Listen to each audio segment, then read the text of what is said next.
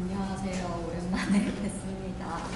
오늘 좀 그때 사이언스 월든에서 인간 소외를 조금 주제로 해서 광고 혹은 영상을 좀 만들자고 해주셨고 제안을 해주셨고 좀 그에 대한 이야기로 상상력이 좀 발휘하는 이야기인 보더리스라는 그 국경이 없어지는 이야기를 가지고 좀 회의를 진행해보자 하는데요.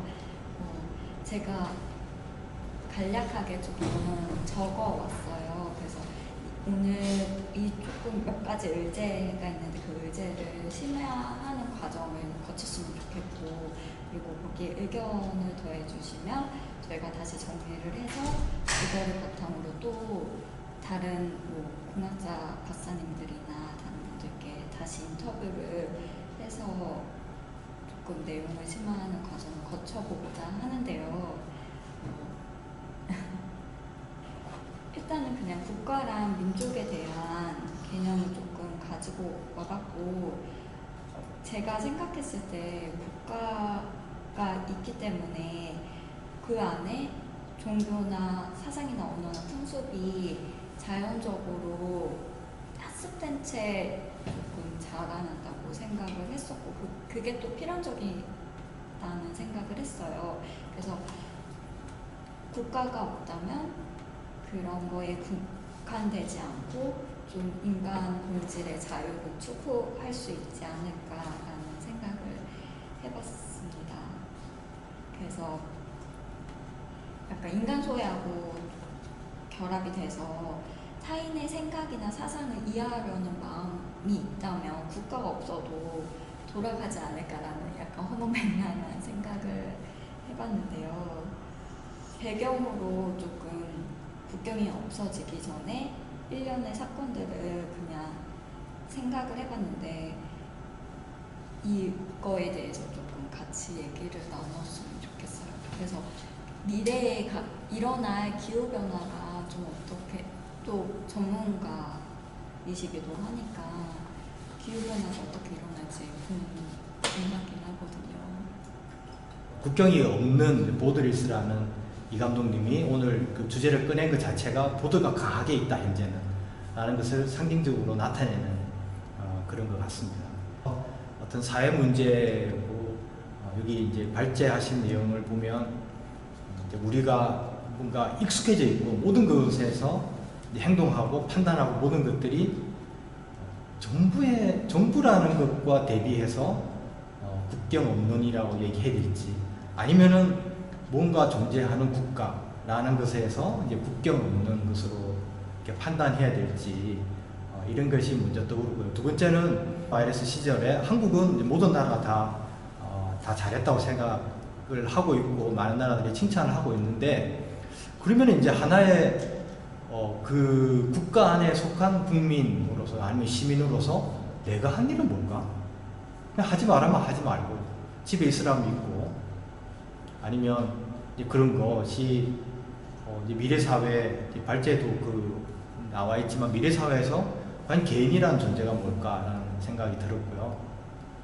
그래서 그냥 집에 있으면 되나? 그냥 집에 있으면 참 잘했어요 이렇게 해주고, 나오면 뭔가 비판받고, 나이트클럽 가면 마치 짐승 취급당하고, 그런 어떤 이 사회가 코로나 바이러스를 잘 극복만 하면 어떤 정부 체제나 어떤 사회 시스템을 가져가도 괜찮은 것인가?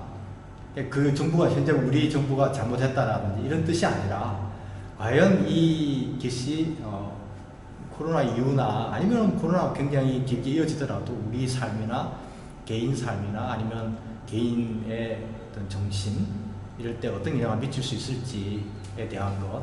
국가는 전문가를 항상 대동을 하거든요. 그러니까 국가는 라이센스를 주고 그 전문가로 하여금 일을 하게 하죠. 코로나 바이러스도 아니면 국가 위기가 왔을 때 그 라이센스를, 국가가 발행하는 라이센스를 가진 사람만이 국가를 위해서 일을 할 수 있는 거죠. 이번에도 보면 내가 만약에 나 뭔가 일을 하고 싶다고 해서 병원에 뛰어들어서 환자를 돌볼 수는 없잖아요.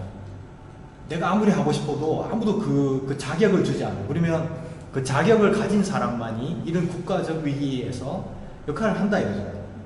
그러면 향후에도 계속 정부가 참 잘했다, 이런 정부 체제가 필요하고 이런 국가가 필요하다고 우리가 인정을 하는 순간 이 위기는 극복이 되겠지만, 그리고 이 정부에 대해서 굉장히 감사한 마음을 가지지만, 큰 정부가 될 때는 정부 외에는 우리의 소득을 나눌 어떤 그 방법도 없고, 그다음 내가 병원에 가서 어떤 일을 할 수도 없고, 다른 사람을 치료하기도 법적으로 괜찮은가, 내가 다른 사람을 치료하는 것이 법적으로 괜찮은가, 내가 다른 사람한테 소득을 나누는 것이 법적으로 괜찮은가 라는 그 국경. 그래서 국경은 물리적 국경뿐만 아니라 라이센스의 국경일 수도 있다는 거죠. 국가가 인정하는 라이센스를 가지지 못한 사람이 국가나 정부 혹은 우리 공동체를 위해서, 나라 공동체를 위해서 할 수 있는 일이 과연 뭐가 있을까?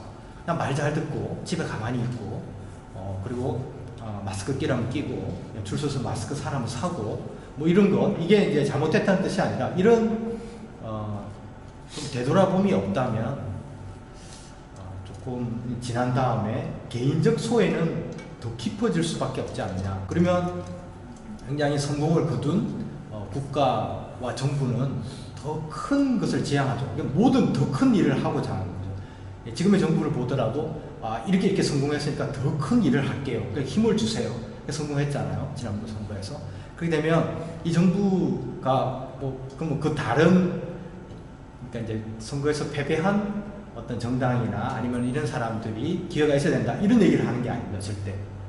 그게 돼서 별로 그렇게 좋은 생각을 가지지 않은 분들도 너무나 많았기 때문에 이런 결과가 나왔잖아요. 근데 제가 생각하는 것은 이 국경 쌓기가 꼭 미국과 멕시코 사이에 있는 국경이 아니라 현대 사회에서 큰 정부를 지향하는 복지, 위생, 의료, 교육, 이런 모든 것에서 국경을 크게 쌓아서 큰 정부를 지향하는 어떤 국가가 과연 우리 사회의 궁극적인 해결이 될 거냐. 그러니까 미국의 큰 정부, 한국의 큰 정부, 일본의 큰 정부, 중국 큰 정부가 과연 협상 테이블에 와서 기후변화나 기후위기, 기후 대응을 할 수 있는 합의를 이뤄낼 수 있느냐라는 거죠. 그러면 이제 코로나가 휩쓰고 가고 나서 강한 정부가 되고 큰 정부가 되었을 때 그것이 힘들어질 수도 있겠다라는 거죠. 왜냐하면 정부는 어쩔 수 없이 법적 테두리, 그다음에 전문가 시스템, 그다음에 틀이라는 거죠. 틀은 어떤 프레임이잖아요. 틀을 가지고 이제 정치를 하고 협의를 할 건데, 아니면 서밋이라고 해서 정상회담 같은 걸 하는데, 그 틀은 한번 이렇게 만들어지면 깨지기가 힘들죠.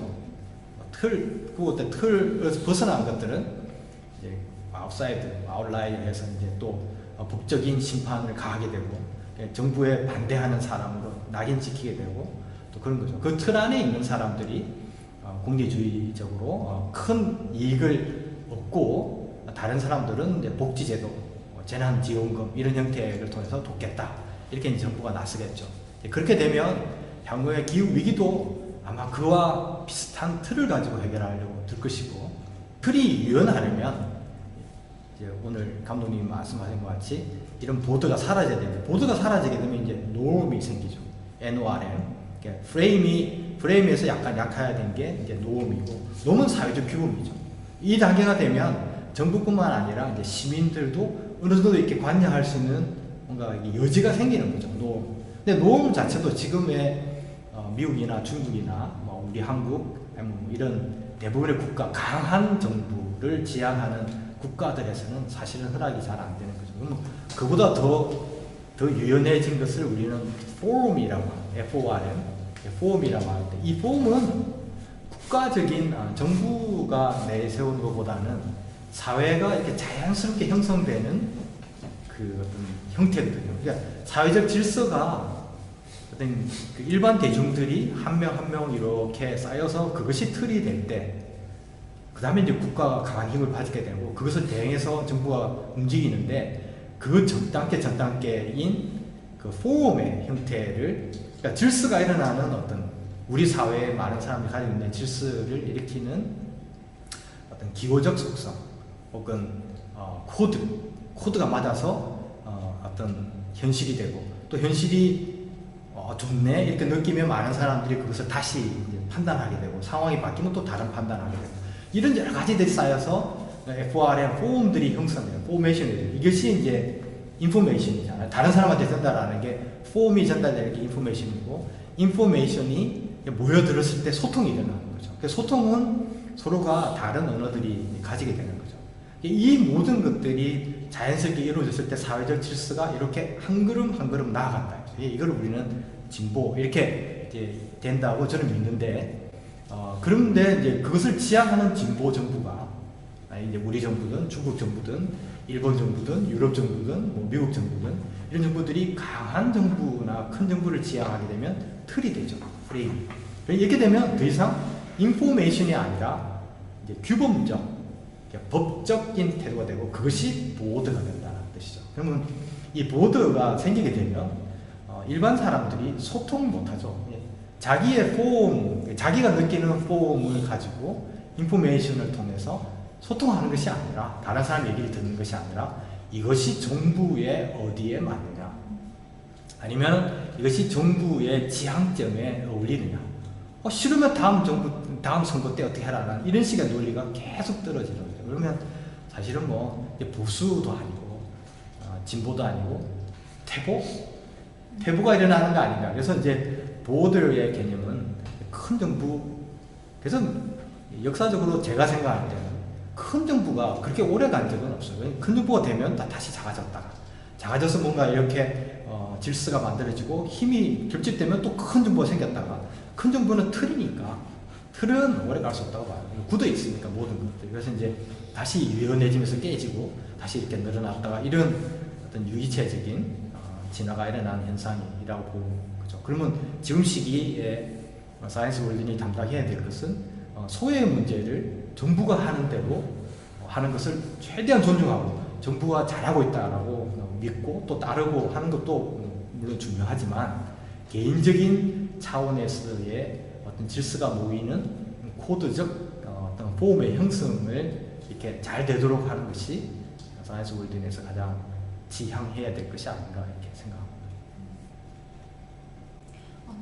저는 일단은 이거 썼을 때 좀 생각을 했던 거는 그 아까 질서를 말씀을 하셨는데 그 질서에 대한 그냥 이 가상의 시나리오의 전제가 좀 타인의 생각이나 사상을 이해하려는 마음이라고 생각을 했었거든요. 그때 교수님께서 말씀하셨을 때 도덕만 지키면 된다고 하셨는데 그게 좀 최소한의 전제가 됐었으면 했고 그리고 그 상태에서 이제 국경이 없어진다는 거는 좀 국한되어 있는 문화들을 선택할 수 있는 자유가 있고 그거를 강요받거나 받지 않는 이야기를 만들고 싶었는데 네. 그래서 예를 들면은 지금 같은 상황에서 저희 남편은 일단 국적이 대한민국이 아니어서 생각했던 것 중에 주제 또 하나가 자국민 우선주의였거든요. 그 정책들이 일어났을 때 이게 재난 상황에서 이 국민이 아니냐 맞냐로 좀 하고 저거 옳은 것 같은데 편하게 얘기해요. 네, 그래서 그거에 대한 이야기도 조금 했으면 좋겠고 거기에서 또 인간 소외가 발생이 되는 것 같아요. 네, 최근에 조금 받았던 문자 중에 신선하다고 해야 될까? 그런 것 중에 하나가 코로나로 계속 문제가 오는데 불법 체류자에 대한 그 문자가 있더라고요. 그 검사를 받으면 그 사람들이 이제 숨어 살고 그러니까 검사를 못 받고 그늘 속에 있는데 그 사람들도 꺼내기 위해서 어쨌든 불법 체류자도 쫓아내지 않으니까 검사를 받으러 오세요라는 그 문자가 조금 인상이 깊었던 것 같아요. 네. 추방되지 않는다. 네네, 추방되지 않는다. 그게 그런 거죠. 그게 이제 정부가 또 잘하는구나 뭐 이렇게 생각할 수도 있지만 우리나라의 구성원 자체가 그런 생각들을 가지고 있죠. 그런 생각들이 지금 우리 사회의 어떤 한 부분, 모든 사람이 그런 건 아니잖아요. 근데 어떤 질서가 그런 식으로 형성되어 있기 때문에 정부가 그렇게 판단한 거다 저는 그렇게 믿습니다. 이번 위기를 극복하면서 정부한테 박수도 쳐야 되지만 제가 볼 때는 구성원, 개인 구성원들이 자기의 생각을 비록 전문가가 아니지만 자기 생각을 끊임없이 냈고 또 그것이 질서화되는 도덕적 질서화되는 근데 도덕이 또 강해지면은 틀이 돼버리잖아요. 도덕도 틀이 될 수 있거든요. 하지만 유연한 도덕성을 기반으로 해서 우리 개개인이 그런 정보들을 가지고 서로가 이렇게 또 오가고 이것이 질서화됐고 그것이 우리의 정부에 영향을 미쳐서 그런 외국인이나 아니면 내부의 여러 가지 재난기본소득, 재난지원금 같은 형태로 나타난 게 아닌가 그것에 방점을 좀 찍었으면 하는 바람입니다. 그래서 국가나 정부가 어떤 제도적으로 정책적으로 뭔가 큰 일을 해냈다라는 것을 부정하는 것이 아니라 그것을 높이 사고 되게 좋게 평가하되 그것을 있게 한 사회적 질서, 정보의 교환, 소통 이것이 더 큰 일을 했다라는 것으로 판단했을 때 미래에 대한 해결책들이 여러 가지들이 더 나올 수 있다는 거죠. 자국민 우선주의 관련해서 예. 써오신 거를 보면 네. 잘은 모르지만 이제 교수님이 생각하신 이런 방향으로 생각을 하고 쓰신 것 같지가 않거든요. 네네. 저는 네. 그러니까 이거 한국은 좀 그렇다고 생각하는데 좀 다양한 국가에서 다른 나라 사람을 챙기기보다는 오히려 자국민만을 특히 미국이 네네. 그렇죠. 네. 그렇기도 하고 또 뭐 저희 시부모님도 그런 것들을 느끼기도 해서 점점 갈수록 어쨌든 기후변화는 더 많아지고 바이러스도 또 올 수 있다는 가정들이 계속 나오고 그러면 자기만을 생각하게 되고 자기 민족만을 생각하게 되고 자기 국가만을 생각하는 게 심해지지 않을까라고 생각을 했어요. 그래서 그거에 대해서 조금 네 저는 그런 식으로 생각을 하고 썼거든요. 그건 또 궁금한 게 그럼 어느 선까지도 보호를 해줘야 될 것인가라는 문제로도 사실 넘어가는 것 같아요. 이 얘기를 하다 보면은.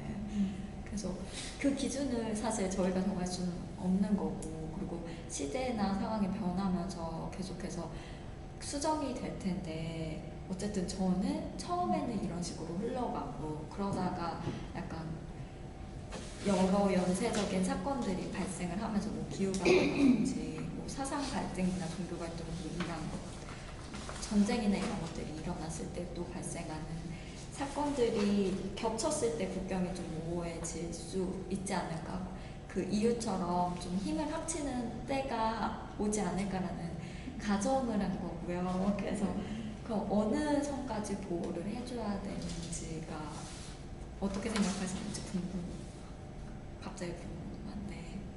네. 그러게요. 그냥 저는 그러니까 사실 깊이 생각을 안 해봤었고 이번에 이제 코로나 관련해가지고 이제 일단은 우리나라가 조금 진정이 된 다음에 뭐 외국에 있는 입양아들한테 마스크를 보냈다. 뭐 이런 정부 차원에서 보냈고 그 사람들이 이제 국가가 나를 버리지 않았다. 뭐 이런 것 때문에 감동을 했다. 이런 식의 기사들이 이렇게 나오더라고요. 그래서 저는 이거 뭐 괜히 뭔가 어떤 일종의 보여주기식의 뭐 이런 그 쇼가 아닌가 하는 그러니까 물론 좋은 일이지만 그냥 그게 굉장히 좀 뭐 이렇게까지 굳이 이렇게까지 뭐 이런 생각이 들었는데 또 저희 남편은 옆에서 굉장히 이제 국가가 일을 잘하고 있다 이게 얼마나 이 사람들한테 위안이 되겠냐 뭐 이런 식의 이야기를 하더라고요. 그래서 그냥 그게 되게 어려운 것 같아요. 네. 교민 비행기도 그 댓글들을 봤을 때 그 뉴스 댓글들 보면은 왜 우리나라 국민도 아니고 우리 세금도 내지 않는데 저 사람들을 데려오냐라는 글을 되게 많이 봤어요. 그런 걸로 봤을 때 조금 기준이 세금이 되는 것 같기도 하거든요. 세금을 내는 사람이냐 아니냐에 따라서 그 보호하는 선이 정해지는 것 같기도 한데 그 이렇게 했을 때 좀 얻는 이익이 있을까요? 예를 들면은 이분들은 아직 이제 나라를 떠나서 세금을 내지 않는데 이 사람들을 도와주는 게 국가 자체로서 이익이 되는 일일까요? 이미지 아닐까, 이미지. 이미지, 그죠. 저 이미지 메이킹. 그렇지만 말씀하신 것처럼 그 돈은 어디서 하면 여기 자국민들이 낸 세금을 토대로 해가지고 된 거기 때문에 이제 그 댓글을 쓰신 분들도 어떤 마음으로 쓰셨을지도 대략 이제 뭐 알 수 있겠다 하는 생각이 좀 들고, 그러니까 굉장히 중요한 일임에도 불구하고 이게 어디에 우선권을 두고 어떻게 분배를 해가지고 적당히 균형을 맞추느냐가 되게 쉽지 않을 것 같다는 생각이. 이제 그런 면에서 이제 사이언스 월드의 역할을 제가 좀 강조하고 싶은 거거든요. 왜냐하면 지금의 상황에서는 정부가 잘했냐 못했냐라는 댓글 혹은 또 뭐 투표 형태로 나타나는 그 민주주의 제도 이거 외에는 뭐 전혀 없다는 뜻이 아니라 굉장히 한정되어 있거든요. 그렇다면 그것은 뭐냐면 다시 돌아와서 우리가 나의 의견이 이렇게 흘러가서 사는 사람들하고의 의견 소통을 통해서 결국 정책화되고 우리 사회에 힘이 되는 그 가기 위해서는 지금 현재 작은 내 자신이 뭔가 표현할 수 있는 기후가 부족하다는 거죠. 댓글 혹은 투표 아니면 뭔가 의견 냄 이것이 부족하다라는 거죠. 기후가 부족한 상태에서 당신 말하지 않았는데 정부가 한 일에 대해서 이렇게 비판만 하느냐 이런 반복적인 얘기만 듣는 거죠. 누군가는 굉장히 좋아하고 그 좋아한다라는 것도 일종의 표현인데 그거 외에는 할 수 있는 일이 없죠. 다르게 행동해서 다른 사람들이 다르게 받아들이고 정부가 다르게 받아들이고 어떤 세금이 어떤 형태로 흘러가는지에 대해서 끊임없이 얘기를 할 수 있는 뭔가 청와대에 글을 올리고 아니면 댓글을 달고 위에 그 이외에 어떤 기호적 소통의 도구가 절대적으로 부족하다 이렇게 생각합니다. 그래서 디지털 사회에 있어서 그 기호를 만들어내서 사람들이 좀 덜 답답하고 전문가가 아니더라도 위기, 기후 위기 혹은 코로나 위기 때 자기 얘기를 할 수가 있고 이러기를 바라고 그것을 가능하게 하려고 노력하는 것이 사이언스 월드이다 이렇게 생각합니다. 그래서 그 비슷한 얘기를 저도 또 여쭤보고 싶었는데 어쨌든 경계에 있는 사람들을 도와주느냐 아니냐로 했을 때 사회적 동의를 얻긴 해야 되잖아요. 그럼 그 사회적 동의를 얻는 기준은 또 무엇이 될지도 궁금했거든요. 그러니까 그냥 단순히 투표나 그런 것들이 아니라 이만큼 찬성이, 이만큼 반대 이것만이 아니라 어떤 방식으로 좀 사회적 동의를 얻을 수 있을지. 지금은 감독님 말씀대로 투표나 여론조사 이외에는 드러나는 정량적인 의견 수렴이 사실은 그렇게 열려있지 않죠. 그래서 뭐 잘 작동은 안 하고 있지만 사이언스 월드에서는 근데 그런 어떤 의견들이 사실은 실제로는 누군가 의견을 내면 그 의견이 전파되고 사회에 이렇게 퍼져나가고 있거든요. 이게 보이지 않는 거잖아요. 이것을 보이게 하는 그러니까 동시에 다 연결되어 있어서 이미 결정되고 있는 상황인데 그것이 실제로 정책화되는 것은 투표 때까지 혹은 여론조사 기간까지 기다려야 되잖아요. 그러지 않고 이 즉시 서로의 마음이 연결되어 있다는 걸 확인하는 그것이 이제 사이언스 월드에서 추구를 하는 스폰터니티 개념이다 이렇게 말씀드릴 수 있는데 자기의 세금이 이렇게 쓰여야 된다라는 의사 표명을 디지털 정보로서 하게끔 디자인이 아직 안 돼 있는 거죠, 우리 사회. 하지만 기술은 있잖아요. 그리고 요구도 있고 니즈도 있는데 그것이 아직 만들어지지 않고 있기 때문에 제 생각에는 아마 만들어질 거라고 생각합니다. 많은 시간 내에. 그래서 그런 어떤 그것은 뭐 귀가 열린 정치인이나 영웅이나 지도자가 필요한 것이 아니라 기술이 그렇게 만들어 갈 것이다 이렇게 생각되고 거기에 이제 우리 연구팀이 조금 일익을 담당할 것이다 이렇게 믿는 거죠. 지금 현상으로 봤을 때 이런 표현을 써도 될지 모르겠지만 국뽕이라는 거 그 외국인이 봤을 때 한국이 되게 국뽕이 심하다고 요즘에 느낀대. 좋아. 안 좋잖아 이러면은 그냥 그거에 대해서 합리적이나 이성적으로 받아들여지는 게 아니라 그냥 선을 그어버리는 게 되게 심하다고 그런 의견들을 봤거든요 최근에. 그래서 그걸 악용하는 외국인들은 안 돼요. 그러니까 칭찬을 하면서 거기서 이제 한국 사람들 취하고 네, 이들을 취하고 네. 표면적으로 그렇게 하고 하지만 사실은 속으로는 그렇게 생각하지 않고. 근데 그것도 그 영어로는 리플렉시브 하다라고 하잖아요. 반향적인 어떤 다른 정보가 쌓여가는 질서가 만들어지는 그 체제, 그 프레임이 아닌 그 폼, 우리가 아까 얘기했던 프레임이 아닌 어떤 노음도 아닌 폼의 형태가 굉장히 강하다고 생각해요. 그러니까 지금은 얼핏 보면 굉장히 이용하기 쉬운 국가 같죠. 국민 같기도 하고. 그래서 이용하다 보면 통해요. 초반에. 하지만 그게 또 이렇게 퍼져나가요. 아, 저 사람은 우리를 이용하고 이익만 취득하는 사람, 우리에 대한 순수한 마음을 이해하지 못한 사람이라는 것을 또 굉장히 작고 정보의 전달력이 빠르기 때문에 또 금방 파서 그런 사람들은 도태되는, 그게 강한 국가의 장점도 띄고 있다 생각해요. 근데 제가 말씀드리고 싶었던 주제는 그런 국뽕이 심하다고 하는데 예를 들면 싸이 강력사유는 자기가 쓴 게 아닌데 그냥 싸이가 우리나라 국민인 것만으로 이렇게 국뽕이 올라갔고 코로나 관련해서도 자기가 방역을 하지 않았는데. 네 하지 않았는데 그냥 우리나라가 잘한다고 하고 외국이 칭찬을 해주니까 그러면 그 동조화되는 거에 대해서 같이 그거는 나누는 아까 이미 조금 네네. 말씀 제가 드렸는데요. 정부가 잘했고 아니면 대구에 있는 의료인들이 잘한 거는 사실은 전 국민적인 개개인의 그 합의와 동의나 만들어진, 아까 정부 서로가 계속 하루에 제가 제 가족한테 얘기하고 제 친구 동료들한테 얘기하는 이런 질서가 형성되지 않았다면 그 힘이 추진되기는 거의 불가능하다고 생각해요. 그래서 그냥 저 사람 대구에 있는 의료인들이나 대구 시민들이 굉장히 잘했다, 예를 들어서 잘 견뎌냈다라는 거는 나의 자랑이기도 한 거죠. 왜냐하면 제가 주위 사람들한테 정말 대단하지 않아? 라는 말이 이 디지털 사회에서는 급속하게 빨리 그 어떤 질서화되고 하나의 체계화되는데 이미 작동을 했다는 거죠. 그러니까 그것을 뭔가 눈으로 보이지 않지만 내가 느꼈고 실제로 그렇기 때문에 자긍심을 가진다는 거죠.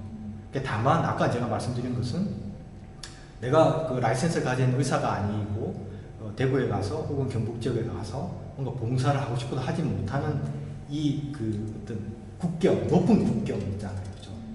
큰 정보가 됐을 때 이것에 대해서 어떻게 하면 이것을 풀어갈 수 있을까라는 거죠. 한 거지, 지금 현재는 어쨌든 그 허락된 범위 내에서 자기의 정보를 폼의 형태로 자기만의 기호를 나름대로 발견해가지고 전달했기 때문에 가능했던 일이 아닌가 이렇게 저는 그렇게 믿고 있습니다.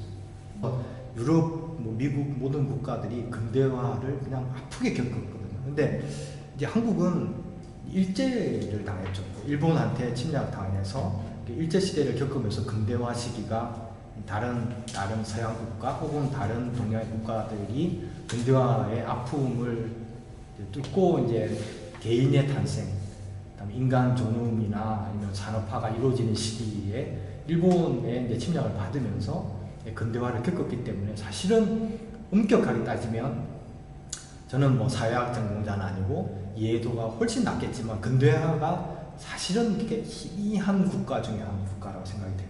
그래서 이게 이제 우리가 민주화를 겪고 지금까지 오면서 많은 부분에 있어서 모자람이 나타났던 대표적인 이유 중에 하나라고 생각이 되는데, 또 그 와중에 근대화 시절 이후에 이제 그 현대화가 오고 그다음 디지털 사회가 오면서 근대화의 뚜렷한 어떤 틀이 잡히지 않은 상태에서 그런 것을 받아들이면서 혼란을 겪으면서 오히려 어떻게 보면 좀 국가라는 것, 정부라는 것, 아니면은 이데올로기 이런 것에 대해서 이제 아픔을 겪고 또 극단적으로 나눠지는 것 같으면서도 좀 극복해가는 독특한 모델을 이렇게 만들어가고 있는 단계라고 생각이 되고, 근대화는 묘하게 다른 국가들이 이데올로기적인 국가들에 대해서 이렇게 만들어 놓은 것들이 이제 그분들은 그것을 극복하지 못하는 반면 우리는 그 사람들이 가져온 진보 보수라는 이건데 따지고 보면 진보가 뭐예요? 보수가 뭐예요? 이러면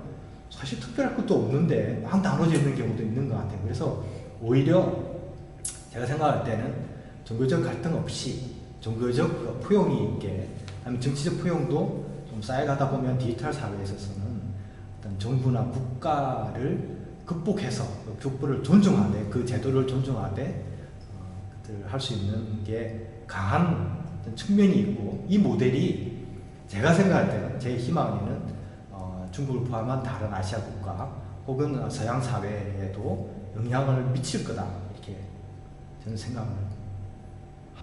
그러니까 그 국경이 없는 국가 형태를 만들어낼 수 있는 모델이 우리나라의 측면에서 강하게 나오지 않을까, 이렇게 생각합니다. 그럼 국경이 없어진다면 국경이 없어져도 제도는 존재한다고 생각하시는 거죠? 유연한 형태의 제도, 언제든지 변할 수 있는 제도. 그럼 그 제도는 어쨌든 디지털 소통을 네. 위해서 계속 끊임없이 변하는. 이제 마지막 남은 게, 이제 저는 우리나라에 이제 마지막으로 이렇게 사그러들고 있고, 또 시간이 지나면서 할 때 이게 이제 민주화 세대. 그러니까 이제 우리나라가 이제 그 기반을 쌓은 저와 같은 386 세대, 아니면 486을 대표되는 어떤 민주화에 대한 생각들이 강한 이 세대가 사라지고 어떤 사회 주축 세력으로서 역할을 이제 이렇게 좀 놓게 될 때, 그때 이제 디지털 그 폼의 형태를 가지고 새로운 질서를 만들어갈 수 있는 세대가 이렇게 자연스럽게 구상이 되면, 아까 말씀하신 제도적 혹은 국경 없는 국가의 개념 혹은 사회 전체의 가치의 기준, 이런 것들을 새롭게 만들어가는 세대들이 떠오른다, 이렇게 생각을 합니다. 그래서 민주화 세대가 아마 우리나라에 가지고 있는 틀, 프레임, 가장 강한 틀로서 지금 작동하고 있고, 그 부분이 이렇게 시간이 지나면서 사라지면 새로운 질서가 떠오르고, 이렇게 저 개인적으로 예상을 합니다. 만약에 국경이 없어진다면 내가 선택을 할 수 있고, 종교도 선택할 수 있고, 제도 같은 것도 선택할 수 있고, 그런 의미에서 좀 국경을 없애보자라는 게 취지였고, 그래서 좀 그 나라, 그 없어진 상태에서는 좀 인간의 존엄성이 더 존중받고 그러지 않을까 해서 한 건데, 이유나 뭐 미국뿐만 아니라 그냥 전 세계가 국경이 없어진 거를 생각하고 있었어요. 그리고 작게 정말 그 만든 공동체들이 다시 생겨나고, 그 공동체들이 또 사라졌다가 서로 또 유기적으로 다 또 묶이고 이런 것들을 좀 생각했던 것 같아요. 국경을 허물어야 된다, 뭐 이런 뜻이 아니라, 이제 제가 생각할 때는 국경이 없다라고 하는 것은 뭐냐면, 개별적으로 우리는 지구인이잖아요. 한국인 이전에 지구인이고, 내가 미국에 갈 수도 있고요. 뭐 어떤 제도가 있지만 그 틀 속에서 갈 수가 있고요. 하지만 그것은 어떤 얽매인 틀이 있거든요. 그것을 벗어나면 이제 불법이 되는 거잖아요. 그렇다면 근본적으로 돈이라는 게 뭘까? 왜 돈을 가지고 세금을 내야 되지? 세금을 내면 국민이 되고, 나는 법을 지키는데 법은 뭐지? 왜 법이 만들어졌지? 왜 이렇게 많은 법이 필요할까? 그리고 국회는 그죠, 뭐 여러 가지들 이런 것들을 또 해야 되고, 그러니까 그런 어떤 기호, 그러니까 돈이라는 기호, 법이라는 기호, 아니면 말이라는 기호, 이런 것들을 좀 흐트려 버려 가지고 국경이 무색하게 만들어지는, 그게 어떨까라는 생각을 하는 거죠. 사실은 이제 극단적으로 보면 사실은 뭐 폭력이 일어날 수밖에 없잖아요. 근데 그것이 아니라 이제 어떤 혁명을 통해서 뭐 국경을 허물고, 멕시코와 캐나다와의 국경을 허물고, 다음에 남한 북한의 그걸 허물고, 이런 뜻이 아니라, 우리가 어떤 그 밑바닥에서부터 기호적 어떤 질서를 이렇게 했을 때, 세금을 막 걷고자 했던 정부가 가만히 있어보면 세금이 그렇게 뭐 중요하지 않네, 이런 거. 다음에 뭔가 이제 전화를 쳐야 되겠다, 뭐 미사일을 만들어야지, 이렇게 했다가 어떤 그 일반 대중들이 하는 그 기호들이 그냥 자연스럽게 세계 평화를 자연스럽게 이루어버리면 사람들이 미사일 만들다가 내가 이걸 왜 만들고 있지? 이렇게 되는. 아니면 또 유엔에서 기후 위기에 대해서 막 연설하고 뭐 피켓을 들고 활동하던 사람들이 가만있어 봐 지금 그냥 기후가 괜찮은 것 같은데 이렇게 하면 좋아질 것 같은데 라는 그런 어떤 밑바닥에서부터 이렇게 쓱 이렇게 물이 들면서 올라올 수 있는 이런 것은 없을까라는 고민을 한다는 거죠. 네, 그럼 그러니까 교수님께서 생각하시는 국경은 네. 그런 진짜 물리적으로 어떤 나라라고 네. 그 규정하는 그런 아니죠. 국경이 아니다라는 네. 거. 저는 그렇게 생각하는 거죠. 그럼 감독님이 생각하시는 국경, 여기 보더리스에서 국경이 없는 거는 교수님하고 비슷한. 그래서 그는 저도 작은 어쨌든 공동체들이 이렇게 만들어지고 또 와해되기도 하고 다시 새롭게 만들어지고 그런 것들을 좀 생각했던 것 같아요. 국가 안에서? 아니요. 그냥 뭐 거기에 인종이 다양하게 섞일 수도 있고 그리고 다양한 종교인들이 섞일 수도 있고 그런 거. 지금은 하나의 종교로 형성되어 있는 경우도 있고 단일 민족으로 형성되어 있는 경우도 있고 국경에 따라서 그렇게 많이 되어 있는 것 같은데 그런 것들이 아니라 어떻게 보면 자기 기호에 따라서 다시 공동체들이 형성이 되고 또 그것들이 쉽게 무너지고 다시 세워지고 그런 것들을 좀 생각했던 것 같아요. 오히려 교수님이 얘기하셨던 게 시간이 흘러가서 되면 진짜 왜냐면 국경이 결국 다 개개인의 편의성 때문에 있다고 생각을 하고는 있거든요. 뭔가 다수의 편의성 때문에 생기는. 근데 그게 이제 개개인이 별로 필요하지 않게 되면 그냥 자연스럽게 사라지는 형태가 되겠지. 그게 이제 디지털 사회에서 가능할 것이다라고 이제 가정을 하는 거죠.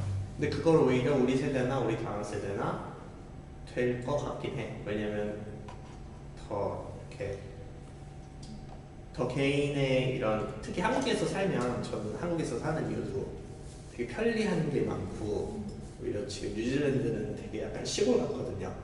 그래서 그런데도 편리한데도 더 잘 살려고 하고 더 일 중독이신 분도 많고 더 뭔가 끊임없이 자기의 윤택함을 위해 되게 노력하는 나라 같거든요.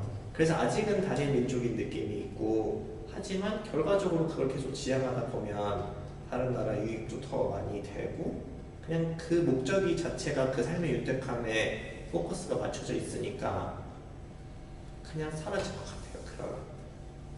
그러면 이게 사람들이 조금 더 본인이 선택해서 살 수 있게 할 수 있는 기회를 많이 부여하면 그들이 알아서 이렇게 본인들이 편한 곳으로 이동을 해서 자연스럽게 모여서 살고 이렇게 될까요? 상상했고 그게 꼭 물리적으로 가까이만 있어도 되지 않고 그래서 그냥 가상현실을 조금 넣은 건데 그냥 그 국경이 없어지기 전에 가상현실 직장들이 이제 생겨나면서 다양한 국가의 사람들이 같이 회사를 이루는 것까지 막 그런 것들을 생각했는데 만약에 그 상태가 된다면 이제 내가 그 한 바운더리 안에서 살지 않아도 그런 사상이 맞는 사람들끼리 모여 있을 수도 있고 종교가 맞는 사람들끼리 모여 있을 수도 있고 뭐 성소수자들끼리 모여 있을 수도 있고 근데 또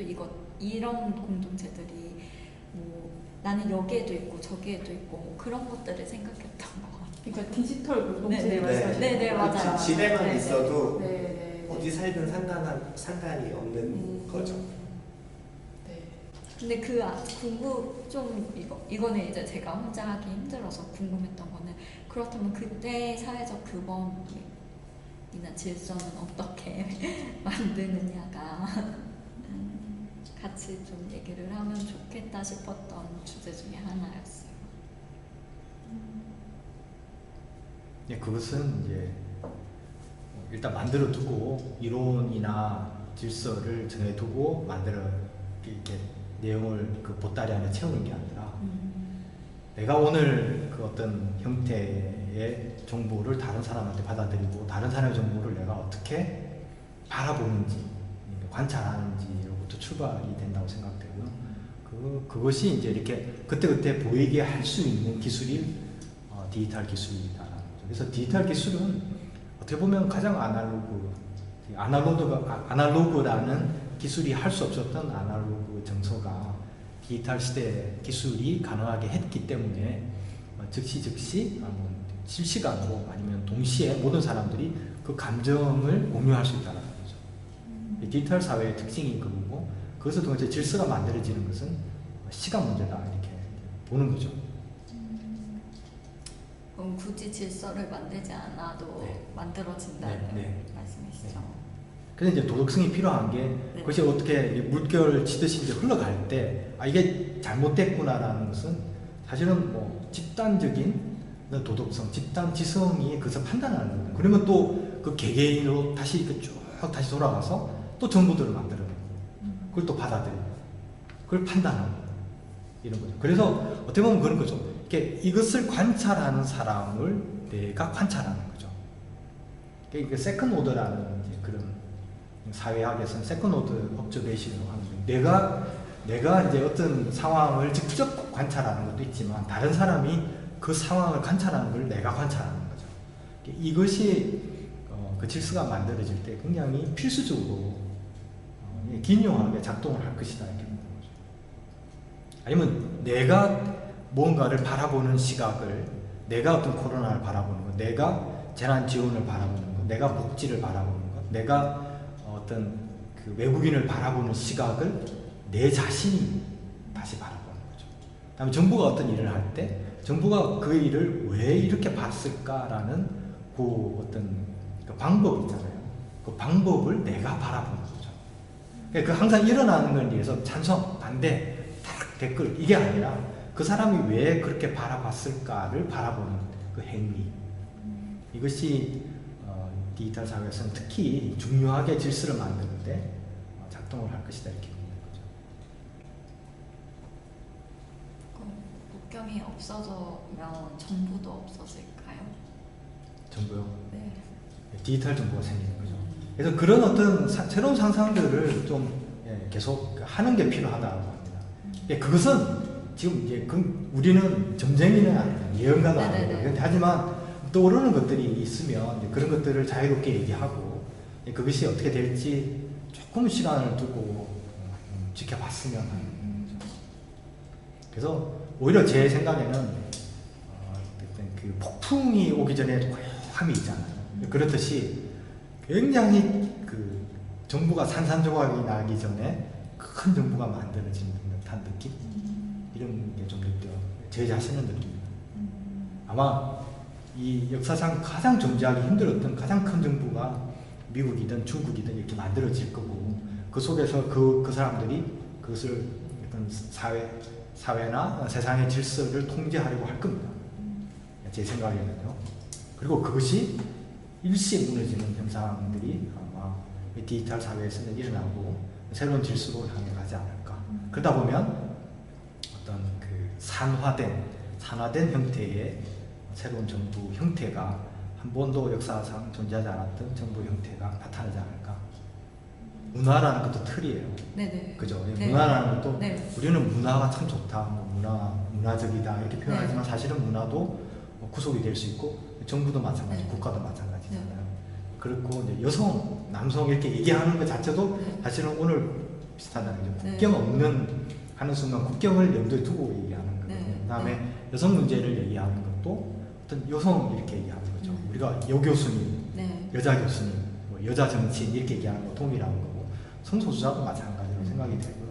사실 이태원 이 클럽 얘기만 해도 사실 그 문제가 이렇게 불거져 나오기도 전에 성소수자들에 대해서 굉장히 편협된 사고를 가질 수 있는 위험성이 있다라는 얘기가 거의 동시에 나왔다고 생각이 돼요. 이태원 문제. 한 거는 우리 사회가 상당한 어떤 그 자제력을 가지고 있다고 생각해요. 도덕성도 가지고 있고. 그래서 물론 뭐 우리가 다 잘하고 있다는 얘기를 절대 내리는 게 아니라 제가 말씀드린 것 같이 개인 차원에서 자기의 정보나 자기가 가진 생각들이 사회 질서화되는 것에 대한 강한 책임감을 느끼고 있다는 거죠. 우리 사회가. 그래서 우리 사회가 강하고 아까 말씀드린 대로 민주화 세대를 중심으로 한 기성세대가 좀 사라져주면 큰 어려움 없이 새로운 질서들이 만들어질 거라는, 그래서 두려움을 너무 가지지 않아도 되지 않을까 라는 생각을 하는 거죠. 네, 더 오히려 저는 혼란스러워질 것 같아요. 뭔가 빅데이터로 요즘도 뭐 보고 싶은 것만 이렇게 뜨는 것처럼 뭔가 정당도 이번에 나온 막 이상한 당들이 있었잖아요. 9번당, 8번당 그런 사람들이 오히려 더 많아질 것 같고, 이당도 이당끼리 또 모일 것 같고, 더 뭔가 세분화는 되는데 더 다양성을 추구하다가 뭔가 이상한 사회가 되지만, 그렇게 그냥 학습을 받고 하니까 별로 못 느끼고 그냥 행복하게 살겠죠. 그래서 저는 교수님께는 한번 말씀드린 적이 있는데, 이렇게 정보가 너무 많으니까 어떤 페이크 정보, 사실이 아닌 그런 정보나 아니면 사실이 아닌 뭐 이런 것들에 대해서 사람들이 너무 정보가 많기 때문에 걸러내기도 힘들 것 같고, 어떤 게 진짜 맞는 얘기인지도 모르겠고, 그냥 어떻게 보면 굉장히 영향력 있는 사람들이 이런 거짓 정보를 진짜 정보인 것처럼 이렇게 풀어서 사람들을 움직일 수 있을 것 같다라는 그런 우려도 들거든요. 그래서 이게 이렇게 흘러가면 어떻게 될지, 어떻게 이 페이크 정보나 이런 것들을 잘 가려내고 분별할 수 있는 어떤 시스템이나 아니면 뭔가가 있어야 되지 않을까. 그렇지 않으면 우리는 굉장히 너무 많은 정보에 노출돼가지고 아무것도 할 수 없는 상태가 될 수도 있겠다 하는 생각이 들더라고요. 그 이어스 앤 이어스 드라마 보면 거기 게이 주인공의 남편 역할을 혹시 보셨어요? 그 남편이 이제 정보가 그때 되게 많은 시대에 살고 있는데 지구가 평평하다고 믿거든요. 네. 그러니까 그런 식으로 이미 밝혀진 사실에 대해서도 막 이거 정말이야 막 이런 식으로 얘기하면서 약간 그 상태에서 또 자정 능력이 생기지 않을까 생각이 들긴. 그 사람은 또 그 믿는 사람들이랑 살겠지. 그 사회에 돌아가고 그게 또 돈이 되니까 거기서 살고. 아주 혼란스러워질 것 같아요. 네, 여론 조작도 엄청 쉬워질 것 같기도 하고 이런 상황에서 그때 자정 능력을 어떻게 없을걸? 안 생길 것 같아. 어쨌든 그냥 다 그냥 그렇게 살 것 같은 게. 그래서 서로 더 말이 안 통하니까 서로 다 더 멀어지고 몇 명만의 인간관계가 생기고 그렇게 되겠지. 그렇게 돼도 그 안에서 만약 자본이 돌아가면 이제 그런 시절에 나타나는 게 이제 제가 믿고는 두 가지거든요. 첫 번째가 영웅이고 두 번째가 새로운 기호라는 거죠. 그래서 사이언스 월든이 그토록 기호에 집착을 하는 게 돈이라는 것에 집착하는 게 그 이유거든요. 영웅의 탄생을 두려워하는 거죠. 이제 이런 어떤 코로나가 왔을 때나 아니면 기후 위기가 왔을 때 반드시 영웅은 나타나게 돼 있거든요. 지금도 우리나라도 제가 이제 TV나 언론을 보면서 가장 두려운 게 뭐냐면 이 코로나 위기 때 또 새로운 영웅이 만들어질까 너무나 두려운 거예요. 그러면 안 된다는 거죠. 우리 사회가 더 이상의 영웅이 좀 태어나지 않았습니다. 영웅이 하는 어떤 아까 말씀하신 대로 영웅이 이끄는 대로 가는 것이 아닌 새로운 어떤 질서가 도덕적으로 이성적으로 가게끔 되는, 왜냐하면 동물은 동물이잖아요. 동물은 뭐 어떤 뭔가 폭력성이 나타나고 그러잖아요. 자연스럽게 사는 거죠.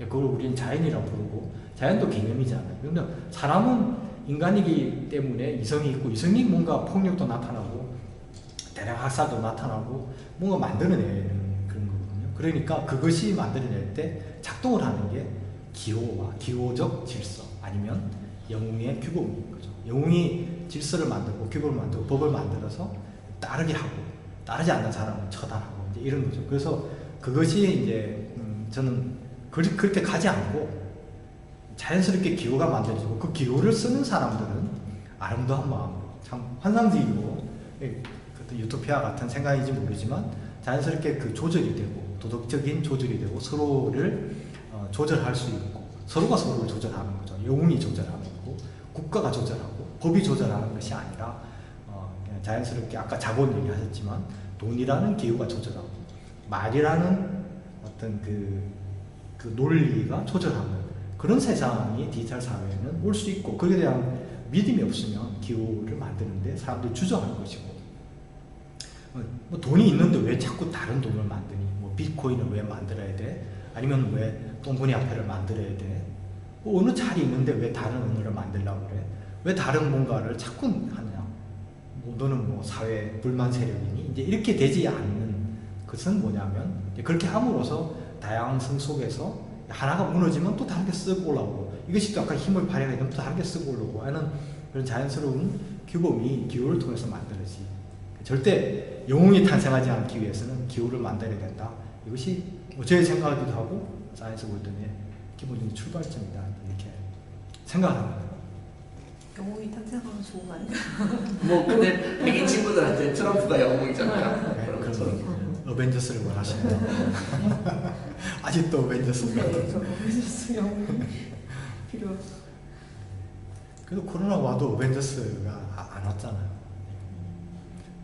어떤 기본적인 개인들이 서로가 어떤 뭐 너무나 다행스러운 것은 이 코로나 시기에 전 세계적으로 어떤 독특한 영웅이 나오지 않았다라는 것은 정말 저는 너무나 다행스러운 일이라 생각합니다. 좁게는 우리나라 내에서 영웅이 나오지 않았다라는 것은 되게 다행스러운 일이고요. 어쨌든 저는 이번에 코로나를 겪으면서 되게 금전적으로의 문제가 많았거든요. 어떤 금전적으로의 문제가 많다 보니까 그런 거에도 조금 더 생각을 하게 되고 오히려 그런 불평등이 더 많이 느껴지거든요. 오히려 뭔가 그런 사상적이나 인간적인 그런 생각보다 원초적이게 내가 어떻게 살아야 되지? 이런 것들을 더 많이 고민을 하다 보니까 오히려 그냥 그런 백인 친구들의 그런 트럼프를 따라가는 그런 심리도 조금 이해는 되고 그런 그 위에 생각을 하기가 점점 힘들어지는 사회가 되면서 그냥 다 균등하게 배분이 되지 않으면 조금 더 불만의 소리를 높이지 않을까. 처음에 마스크가 되게 구하기 어려웠을 때 집에 있는 그런 아동서적 몇 권이랑 마스크랑 바꾼다든지 뭐 그런 식으로 물물 교환이 되게 많이 일어났는데 처음에 그런 걸로 시작되지 않을까 싶기는 하거든요. 그러면서 자연스럽게 그런 뭐라고 해야 되지? 어떤 서비스나 재화의 그런 가격 같은 것도 정해질 것 같고 그 당대에 중요하게 여겨지는 어떤 물건이나 이런 걸로부터 다시 시작이 되지 않을까 싶어요. 이건 상상력이니까. 근데 코로나 시기에 가격이 바뀌잖아요. 네. 마스크로 책도 사고 이렇게 했다고 말씀하셨는데 이제 그게 이제 가치의 문제거든요. 그래서 사이언스 월드에서 오랫동안 논의를 해왔던 것이 가치의 기준의 문제거든요. 미국이 금 온스를 20달러로 하자 이렇게 정하고 뭐 전 세계가 따라왔던 거고요. 그러다가 닉슨이 브레튼 우드를 파기하잖아요. 그 이후에는 그냥 미국이 하는 대로 하는 거죠. 환율이 왔다 갔다 하는 것도 미국이 조절하면 또 다르고 미국이 금리를 인하하면 또 우리도 할 수 없이 내려야 되는 거고 그럼 좀 이제 돈들이 막 또 그죠 뭐 풀려나는 거고 그러면 경제가 사는 듯해도 아까 말씀하신 대로 또 소득 격차는 또 일어나고 뭐 이런 질서들이 되는 이유가 뭐냐면 그것을 따지고 들어가면 가치의 기준이 어디 있느냐라는 거죠. 코로나 때 그러면 우리가 처음에 가치 기준을 인류 역사상 어디에 뒀느냐를 다시 근본적으로 생각하고 새로운 가치를 좀 만들어야 디지털 사회나 미래 사회에서는 어떤 정부를 바꾸고 유엔을 강하게 만들고 국가 간에 뭔가 협의를 잘하고 해서 해결될 문제가 아니라는 거죠. 사이언스 원리를 믿고 있는 거예요. 그래서 그것은 어떤 우리가 가지고 있는 자본이나 돈 혹은 가치의 기준이 어디에 있느냐를 사람들한테 합의를 이끌어낼 때 비로소 문제의 근본적인 문제가 좀 풀려가지 않을까. 이것이 사이언스 월드의 고민이기도 하고요. 그렇게 되면 국경이 무너지는 것은 상당히 어떤 합리적인 생각이다 이렇게 생각합니다. 이성적인 판단이라고 생각합니다. 가치의 기준이 흔들리면 국경이 왜 필요하겠어요? 크게 그게 문제가 될 것 같지는 않거든요. 아직 가치의 기준이 사라진 이후에 나타나고 있지 않다 이렇게 생각합니다. 닉슨 이후. 그 전에는 뭔가 좀 있었어요. 우리가 그 도로시가 나오는 그 오제 마구사 봐도 금이었잖아요. 그 시대는 금이 그 기준이었고 그 전에는 뭐 조개, 쌀 뭐 이런 거였는데 그 이후에 이제 미국이 2차 세계대전 이후에 세계를 이제 지배하게 되고 힘을 가지게 되면서 내가 세상의 기준이라고 딱 선포를 한 거죠. 그 이후에 그때는 기준이 사라져 버린 거죠. 어떻게 국가가 기준이 될 수 있겠어요? 인간이 만들어낸 발명품인 국가나 정부나 이게 그 가치의 기준이 되는 말도 안 되는 얘기거든요. 지금 우리는 1970년대 이후에 가치의 기준 없는 시대를 살고 있는 거거든요. 그래서 그 가치를 돌려놔야 된다고 생각합니다. 그게 이제 저희의 고민인 거죠. 그렇게 되면 자연스럽게 모든 것이 하나씩 새로운 질서를 이렇게 되찾아갈 것이다 라는 생각을 하는 거죠. 저희가 다음에는 오늘 나왔던 이야기들을 좀 더 심화해서 질문을 미리 만들고